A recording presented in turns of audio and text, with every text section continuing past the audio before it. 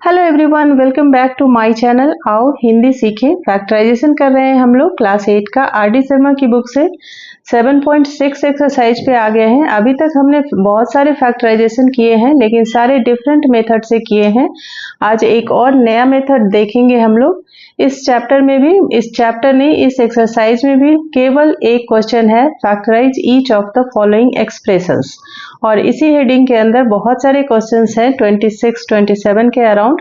तो बारी बारी से हम करेंगे। चलिए लेते हैं question number 1, factorise each of the following expression. आपको फैक्टराइजेशन ही करना है, लेकिन किस मेथड से हो पाएगा ये हम देखते हैं। पहले हमने बहुत सारे आइडेंटिटीज बेस्ड फैक्टराइजेशन किए हैं। अभी यहाँ पे हमें दिख रहा है 4x² plus 12xy plus 9y² है। तो आप देख सकते हो कि 4x² को हम यहाँ पर 2x² लिख सकते हैं, और प्लस यहाँ पे अगर हम कर दें 2 × 2x × 3y और प्लस 3y का होल स्क्वायर। क्यों किया हमने ऐसा? क्योंकि हमें यहाँ पे तो दिख रहा है, हम इसे 2x का होल स्क्वायर लिख सकते हैं, और यहाँ पे भी दिख रहा है 9y² के बदले हम 3y होल स्क्वायर लिख सकते हैं। तो हमें इतना देखने पर ये गेस कर लेना चाहिए कि ये भी एक आइडेंटिटी है। और आइडेंटिटी क्या है? a + b whole square. अगर आपको याद नहीं हो तो मैं एक बार बता दूं कि a + b whole square identity जो होती है वो इक्वल टू में a² + 2ab + b² होता है। ये हमने पहले भी आपको बताया है कई बार, और आपको शायद याद होगा। तो इसी बेस पे हमें इसको भी सॉल्व करना है। यहाँ पर हमें साफ साफ दिख रहा है कि ये a² है और ये b² है, तो बीच में हो सकता है कि 2ab हो, और हमने गेस किया, हमने ट्रेस किया, तो हमें वही मिला 2 × a और b। ठीक है ना? तो अब हम इसे क्या लिख सकते हैं? जिस आइडेंटिटी को ये फॉलो कर रहा है बस वही आइडेंटिटी हमें यहाँ पे लिख देना है, a + b होल स्क्वायर, यानी कि 2x + 3y का होल स्क्वायर। ठीक है, यहाँ तक क्लियर है। अब आप एक स्टेप और इसको लिख सकते हैं, चूंकि होल पे स्क्वायर है तो आप इसे 2x + 3y × 2x + 3y लिख सकते हैं ना। आप जब इन दोनों को मल्टीप्लाई करेंगे तो यहाँ पहुंचेंगे, और जब यहाँ पहुंचेंगे तो यहाँ पहुंचेंगे, और यहाँ से आप यहाँ आ जाएंगे। तो सेम चीज है, यहाँ से वहां जाइए या वहां से यहाँ आइए। चूंकि इन्होंने क्वेश्चन ये दिया है तो हमें फैक्टराइज करके यहाँ तक पहुंचना है। क्लियर है? आई होप आप समझ गए होंगे अच्छे से, और बाकी क्वेश्चंस करते करते और क्लियर हो जाएगा ये कंसेप्ट। करते हैं दूसरा क्वेश्चन। यहाँ पर भी हमें दिख रहा है 9a² है और इधर है 16b²। बस इन्हीं दो को देखने से हमें पता चल जाता है कि ये a² और b² है, लेकिन बीच में यहाँ पर माइनस है, इसका ध्यान रखिएगा आप।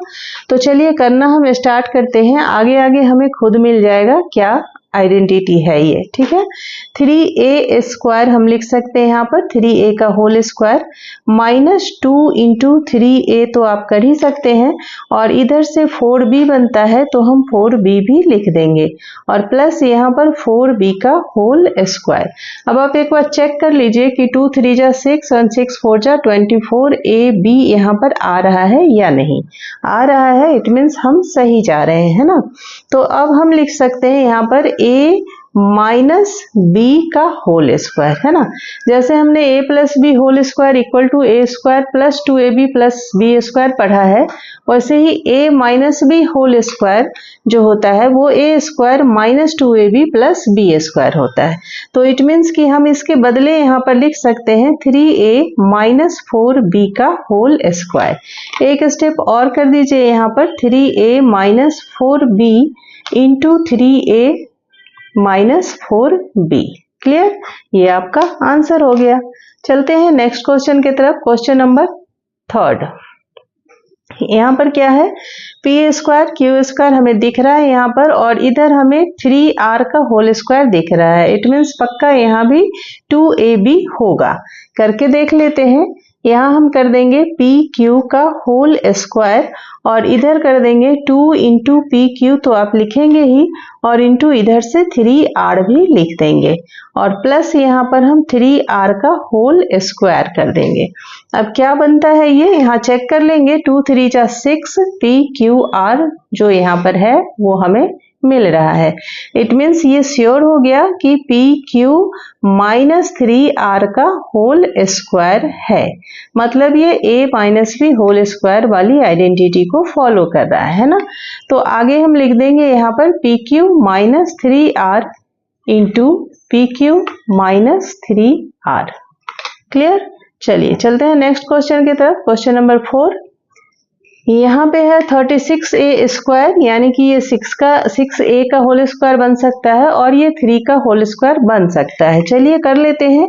ये हो जाएगा आपका 6a whole square plus 2 into 6a लिख दीजिए और इंटू 3 और प्लस यहाँ पे 3 का स्क्वायर देख लेंगे चेक करके, 2 6 जा 12 और 12 3 जा 36a। ठीक है, मतलब हम सही कर रहे हैं। तो ये हो गया आपका 6a प्लस 3 का whole square, a plus b whole square वाली आइडेंटिटी हो गया है ना। तो अब लिख देंगे हम यहाँ पे 6a plus 3 into 6a plus 3। Clear?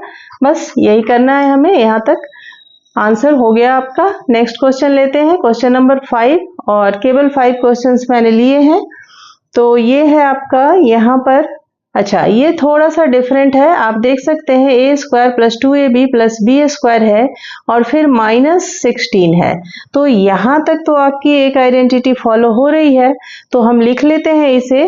कैसे लिख सकते हैं? a plus b whole square लिख सकते हैं ना, और इधर जो है हम इसे 4 का स्क्वायर लिख सकते हैं।